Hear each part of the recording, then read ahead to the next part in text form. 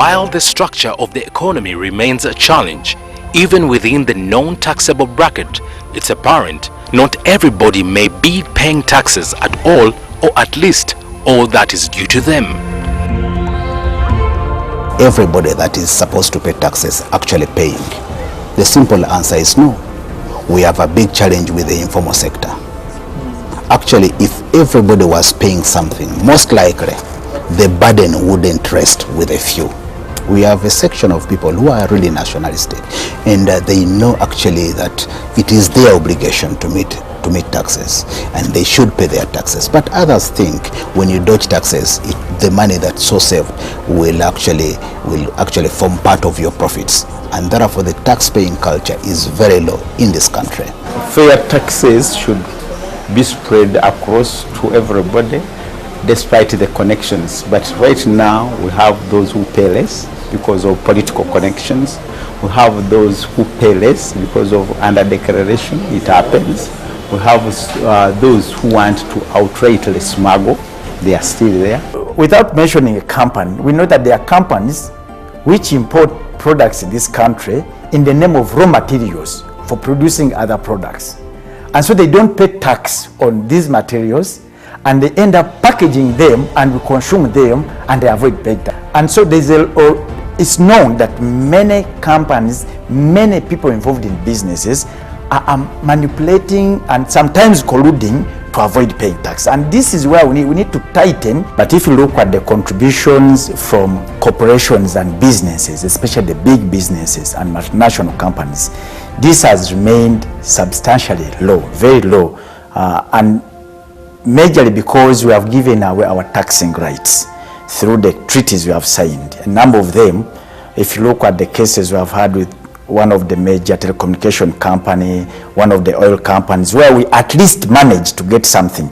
But there are so many that are managing to beat us because of the agreements we have signed that have given away our taxation rights.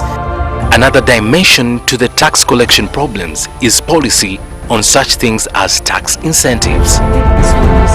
One of the gaps is that we do not have a policy guideline on who to grant a tax waiver or on who to grant a tax incentive. So this power, the way it is structured is that it's either the minister or a few individuals who will determine. And we know error is human, and we know that the moment you do not institutionalize this process, it becomes liable to being abused. I will also need to get into spaces of what do we want to have? Tax exemptions for investors? Or do we want to say, you investors, we gave you public investments by way of roads, by way of energy. Now it's time for you to contribute to those investments. That's a policy decision that needs to be taken on who qualifies for these exemptions. Estimates show that we are losing 1.4 trillions a year in just tax giveaways in the name of attracting investments.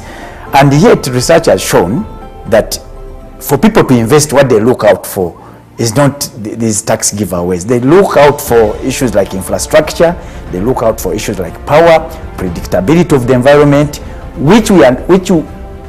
for which we need money to invest in so that we can attract, investments.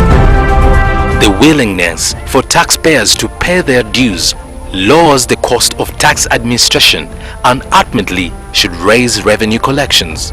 This is affected by how the taxes collected are used. Now, if you are not able to utilize public revenues wisely to give back the benefit that in the first place the private sector contributed those taxes for, then you are again beginning to undermine the private sector engagements and the private sector success stories, but also their expectation. People begin to become jittery if they see that we are paying our taxes, either the thieves are taking the money or the government machinery is unable to utilize the money and give us that service. With sensitization, with vigorous campaigns to ensure that we actually reach out to everybody who must pay, with strengthening of our litigation system to try out those who deliberately do not want to pay, and actually also rewarding system, rewarding those who are compliant. For example, I must say that you might have paid withholding tax. And upon proof that actually you are an employee of NTV, you should be refunded the withholding tax you suffered, say, at the importation of a vehicle. People don't know this, and I think it also affects our collections in a way, because end of year, someone should expect something. If I am compliant, what is in it for me? And I think this is what URA has concentrated more on, sensitizing the public. We also teach our taxpayers now tax planning. Much more work than just enforcement is needed to raise the revenue collected, the issue of widening the tax base notwithstanding.